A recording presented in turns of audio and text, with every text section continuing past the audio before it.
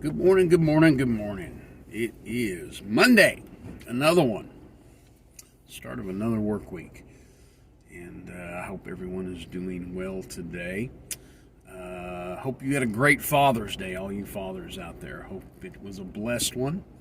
And I want to wish all of you a belated happy Father's Day if you're watching this and you are a father. If you're not a father, you're a mother. That's what my wife told me yesterday. She said, you wouldn't be a father if it wasn't for a woman. I mean, hey, I guess she's got a point there, right? It was my wife who gave birth to my children, so she was implying that, she should get some gifts on Father's Day. But anyway, that's a whole other thing. We had a great Father's Day at Ambassador Baptist Church here in Ennis, Texas. And man, we had a great crowd, big crowd out for church. Sunday morning visitors. And then Sunday night we had Sean Druitt. Man, last night he was so good. Oh, he was so good. We tried to go live with it, but as things just happened, technical difficulties kicked in and didn't quite work out like we had planned. But it will be posted, I think, later today. You'll be able to watch Sean Druitt do a little gospel concert. So good stuff, though. Had a great time in God's house. So anyway, let's get to this morning's devotion. And so gleanings from this morning's reading. I read chapters 8 through, I believe it was 14, 13. 8 through 13, 8, 9, 10, 11, 12, 13, of Numbers. Yes, 8 through 13. I apologize. But I want to share something with you in chapter 11 of Numbers. Chapter 11 and verse 26. It says, "But there remained two of them in the camp. The name of one was Eldad, and the name of the other Medad. And the Spirit rested upon them. And they were of them that were written, but were not out unto the tabernacle, and they prophesied in the camp." So, here's what happened. There's 72 guys. 70 of them go to the tabernacle, and Moses is sitting there with them.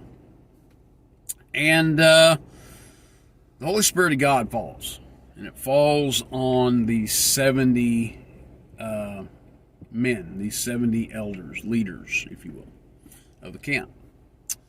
And they begin to prophesy, and they begin to preach, and they begin to be empowered by the Spirit of God. And what is interesting about this is that up until this point in time, when God met with Moses, he would come by a cloud by day, fire by night. Smoke would fill the tabernacle, and God would speak to Moses face to face. And the people would be gathered to the tabernacle. They would come to the tabernacle. And Moses would then preach and teach the people and convey to them what God had said to Moses. And then in other words, God would speak to Moses, and Moses would then relay what God had said to him to the people at the tabernacle. At the tabernacle.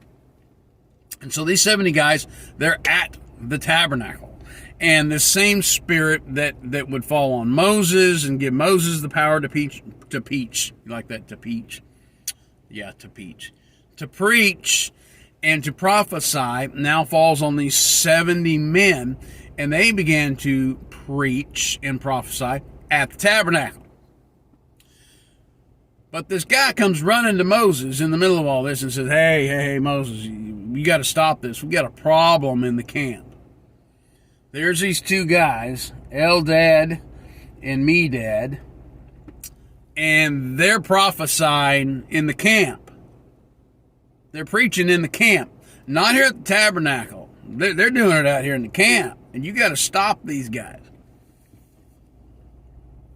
Now, what's interesting about this is I'm sitting here thinking to myself as I'm reading this that how funny this is. And Moses gives the same response, or I should say, I have the same thought Moses had.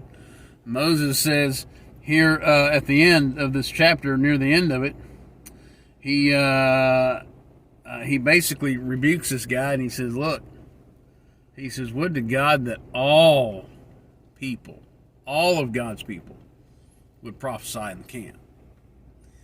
Moses wants everybody. He said, man, I wish you'd go out there and prophesy in the camp. I wish these 70 men that are preaching and teaching here in the church would go prophesy in the camp. I wish all of God's people would go prophesy in the camp. So this is what I'm thinking this morning. Sometimes we get this attitude as Christians. We go to church and we just think, man, church sure was good. Church was great. Sure had a good time at church. Man, we had a good crowd at church. Man, singing was so good at church. Man, Sunday school was good at church. I mean, church was just great. Church was just good. But how about this morning? Why don't we take church out into our city? Why don't we take church to Walmart? Who said church has to stay at church? You know what I mean? Why can't we take what we've learned and what we know and what God has given us? And man, God has given us something. God has given us salvation. God has given us a gift, the gift of His Son. We need to be taking that gift and the joy that we have, and we need to be taking it out here to the world, man. We sometimes, too many times, we go to church, we have a great time in church, and we sing and we fellowship and we listen to the preaching and teaching. We have a good time around God's people, as we should. But then as soon as we walk out those church doors, it's like we don't express that joy. We don't share that love. We just, it ceases.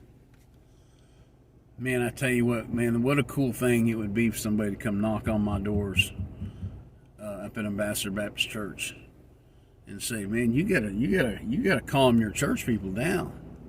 Man, your church people need to hush. They're out here in the streets and in the highways and the byways. They're at Walmart. They're up here at the drugstore, and man, they're just talking about Jesus. Man, what a great compliment that would be to Ambassador Baptist Church. I would to God that all members of Ambassador Baptist Church would start preaching and prophesying out in the highways and the byways and the streets. That would be a cool thing. So that's my message for you this morning. I want to encourage you. Look, if God's been good to you, take it to Walmart. You know, take it to the gas station where you get gas. Share it with somebody. Hey, it's just not limited to church. You know, would to God that all of God's people would preach and prophesy. Man, we'd turn this world upside down if we all did that. You know what? It's good stuff. Anyway, just a little thought for you this morning as we get this Monday underway. Listen, I'm Mark Smith, co-pastor of Ambassador Baptist Church, 2200 Ensign Road, Ennis, Texas. If you don't have a church that you regularly attend, we'd love for you to visit with us this Sunday. Sunday school is at 10 a.m. Morning worship is at 11 a.m. And we have an evening service at 6 p.m. on Sunday night. And a midweek Bible study at 6 p.m. as well. We'd love to see you there. I got to go. Got to go to work. But everybody have a great day. And we'll see you same time, same place, right here tomorrow morning.